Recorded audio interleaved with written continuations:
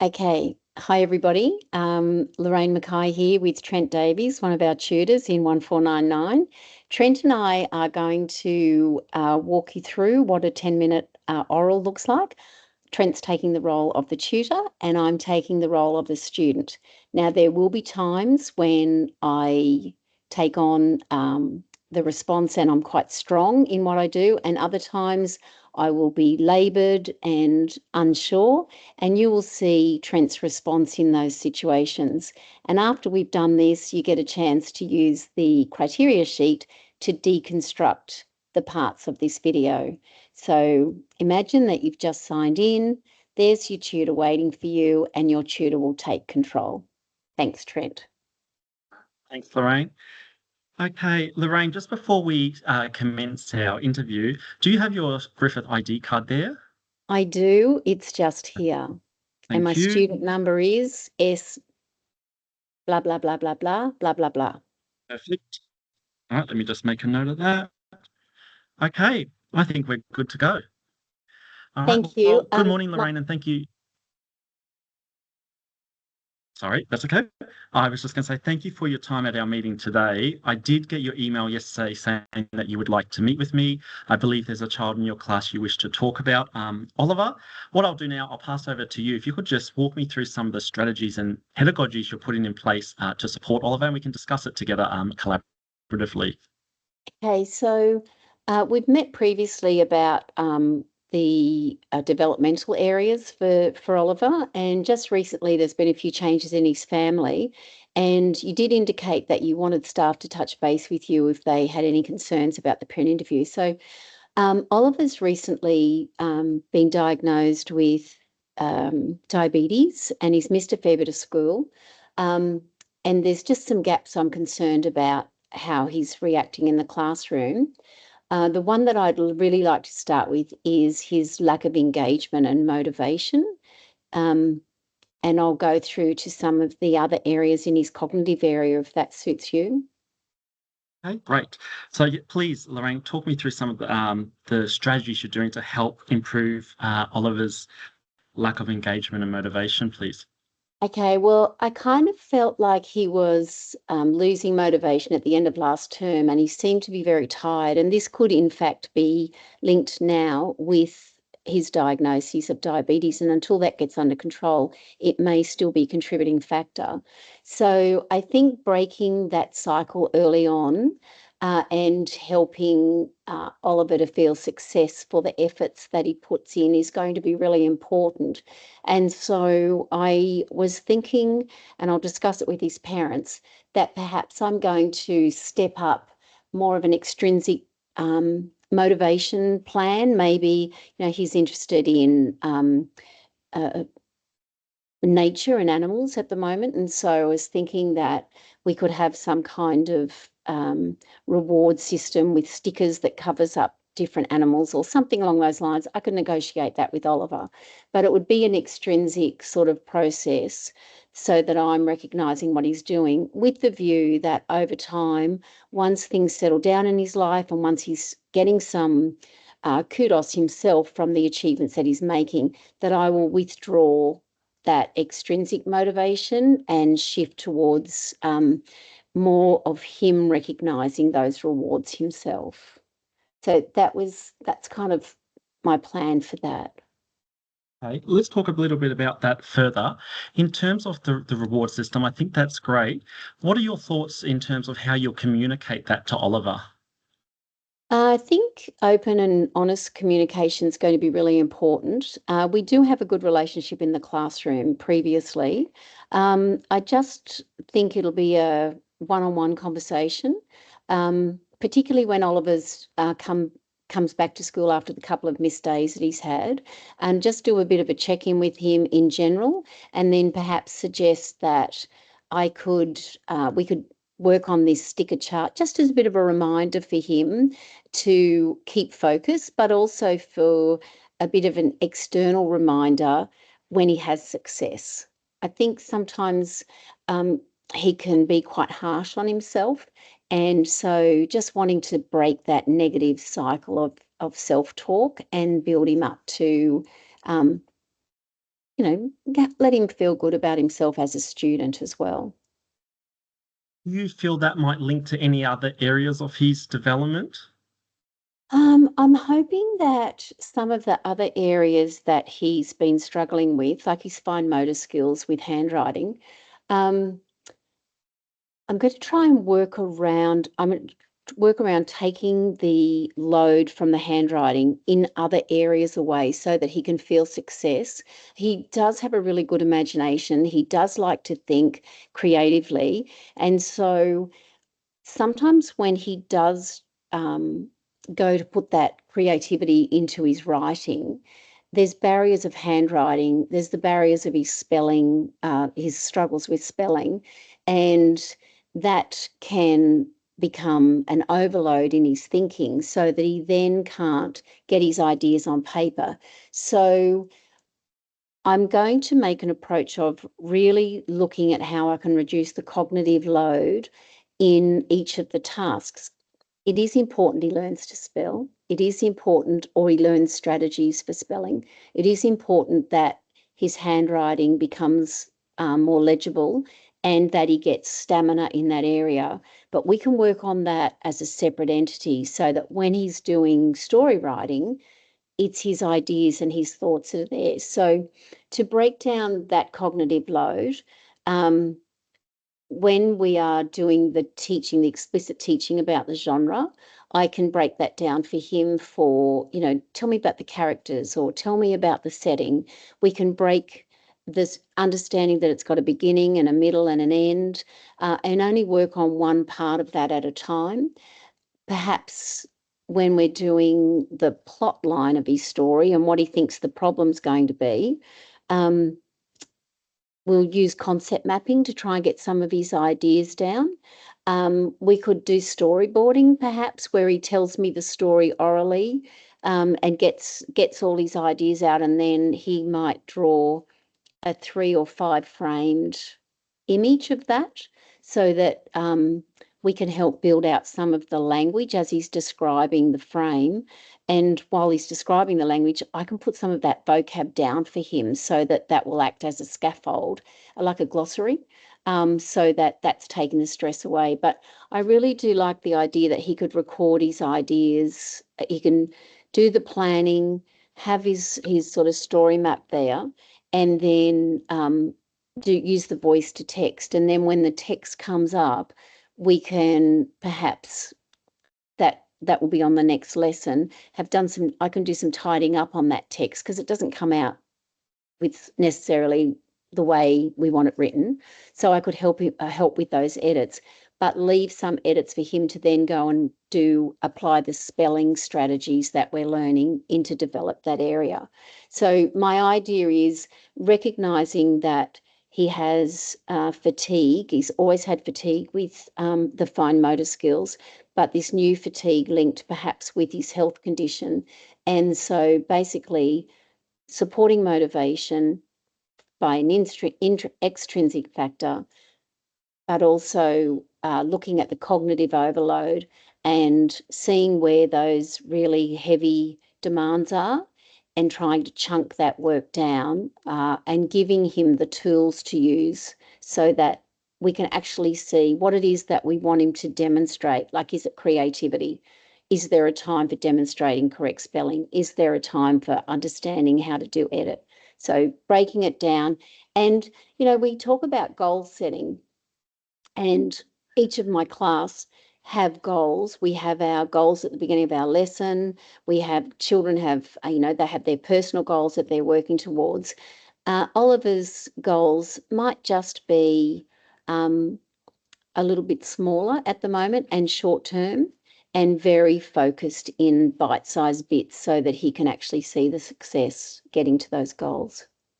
Absolutely. It sounds like, Loraine, you're breaking down multi-step instructions to singular step to make it more manageable and help Oliver achieve optimal success and potential in your classroom. So thank you. Loraine, I'm looking at your mind map that you sent me via email the other day. Thank you so My much for your table, efforts there. Table, my yes. table, yeah. Table. My apologies, table there. I've noticed that you've put on there some of the concerns about missing school due to health reasons. I think that's really valid. What do you think would be some strategies you could do in the classroom to help with that? Um, yeah, that is a tricky one. I was thinking more homework, but then I'm thinking, well, it's not going to be very motivating. And I'm Do you think thinking, do you think homework would be the most suitable option here? no, no, I don't, because mum and dad have already got their own stresses. And when he goes home, he's pretty tired. And I don't really want to take up his time at lunchtime. I just think we're going to have to set smaller goals and be aware and do some catch up. Sometimes I do have to keep a group of children on the mat to reteach through explicit instruction while others have gone off to do their work more independently. I do have to keep children and do a small group act. I just have to keep an eye on Oliver and make sure that he's in the group that he needs to be in, whether it's me or sometimes we have the learning support teacher. But I just need to make sure that I'm well aware of where he's operating and perhaps talk to mum a little bit in advance to know when he's going to be off with his appointments. And perhaps I might even on occasion be able to reschedule my day so he's not missing it if he's coming back or starting school half an hour later or something. But with our whole school programs, it's not always possible. But I think just talking to mum where the gaps are, breaking down, and taking away some of the stuff that isn't essential for just right now, really narrowing down on um, those really key points that we need to get this term. Think that's a much better option than homework, Loraine. As we know, they're navigating some really uncertain waters or territories there at home. We're not sure of what the future is going to look like in terms of how to support Oliver with that. So if we can reduce any of that at home and us as educators, embed those strategies that you've said, grouping in the context there to help catch up those and realigning your teaching practices, that would be great. Loraine, I'm just cautious of the time, so I am going to move on. Thank you so much for the strategies, for walking me through the strategies you've put in place to best support Oliver. Sounds like he's in great care, so please continue to embed that. Before we wrap up and go back to class, I would just like to spend the last 2 minutes of our interview just talking about your teaching identity. Could you please share with me your emerging teaching identity? Yeah, and that's one of the things that I haven't covered while we've been talking about Oliver. I really think relationship building is paramount in for my teacher identity, like absolutely getting to know my students. I can't remember a time where I didn't want to be a teacher and wanting to be building those connections with students. And so with Oliver and his uncertainty, um, I've really been looking at Maslow's hierarchy of needs and that basic need of belonging. And I want to create a classroom that has a sense of belonging.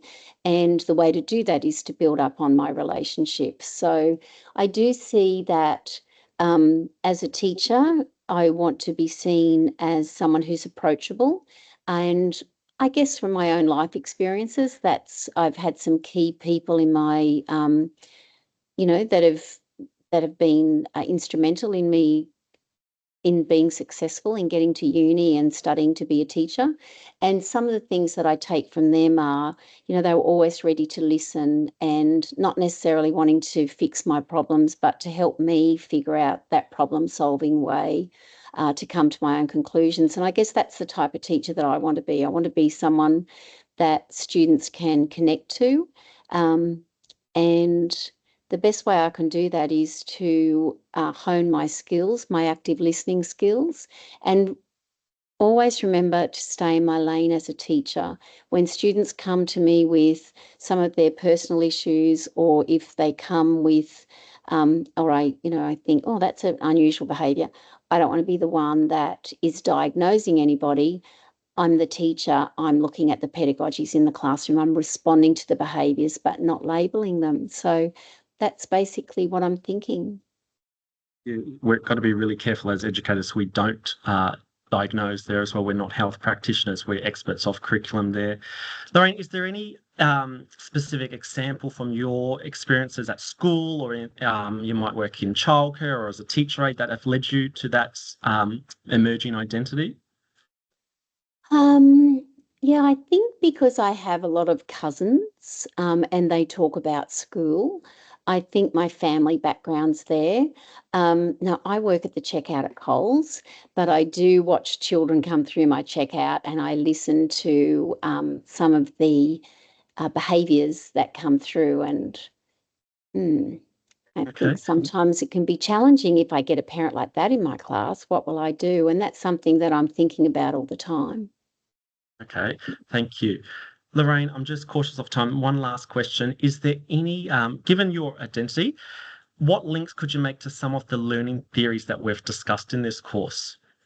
Oh, the humanist learning theories. So, drawing on, you know, being able to create classrooms that are safe and welcoming requires us all to be self-regulated ourselves and to be open-minded, to be able to manage ourselves effectively. So it's about self-management and it's about social awareness. And so creating a classroom that's built on respect, I think, is a really important start. And I'm drawing particularly there on the Castle Five. We looked at that Castle Five where they were the students at the centre, and there's those 5 areas where we're developing the social skills of the children. There's social emotional learning because the research does show that when a child is in control of their social emotional learning and that their executive control, I guess coming from that cognitive area, but their executive function is helping to guide their decision making in the classroom, that they are, number one, more effective in making friendships and keeping friendships, but also being able to ignore the external distractors and focus on the task at hand. And some children find that harder than others. And as a teacher, it's my job to be able to make those accommodations, but not make them feel like a tourist in the classroom. Everybody there is a citizen and should be part of that community. And thank you for sharing that explanation with me. Loraine, I've just heard the bell, so we better go back to class, Mhm. ready for our next lesson. Thank you very much for your time at our meeting today. Thank you, Trent. I appreciate that feedback and an opportunity to talk about it as we go. Okay, everyone, it's not that bad. We're back as Trent and Loraine here, staff members. And Trent, one of the things that we were going to talk about with the students was to do with their planning document. I just don't remember what it was. So thanks, Loraine. As you would have seen everyone from the recording, we will make reference to that planning document, whether it's a mind map or a table there. In class, and I know my tutorial group definitely did do this, when we unpacked it last week, we looked at Lorraine's example in the PowerPoint. Some of the things that I've noticed there that Loraine has pulled out, and deliberately, just some basic details. So we need to make sure that we are being quite specific there, adding in more detail there and having stronger examples. Please be assured that you can make those connections to the coursework. You don't need to go elsewhere. We've covered everything in this course. It's a matter of you finding it, understanding it, and then applying it to the work rather than doing a Google search and finding some other points to embed in there. We do talk about scaffolding and reducing the cognitive load, and the cognitive load of this course is quite heavy. It's very theoretically based. And so to reduce the cognitive load for you, we concentrate on an accessible textbook with accessible readings and curriculum supports so that the stuff that we're helping you to unpack and understand is the stuff that we want you to demonstrate your learning through. So that's just our way of balancing that cognitive load. And yes, on that table, I have picked out some key points from Oliver, certainly not the full gamut. And I've been deliberately vague in some areas. I think probably the most detailed area I've got there is the heightened emotions and is fight or flight, linking with the Castle Five and self-regulation and the SAFE framework as well. So that's a kind of a detailed area. You could even fit a little bit more there. It's not that we want full sentences, but you could see that Trent supported me to come back to use some vocabulary from the course. And maybe that's what we need to see in the table also, is the links to your Y chart vocabulary we've been developing. But anyway, I'd like to thank Trent for giving up time to help make this video, and wish all of you lots of success in the oral assessment. And I hope that you enjoy preparing for it and using it as an assessment item, because I know we've done a lot of these and we love them. So thanks, everybody, and best of luck. See you. Okay.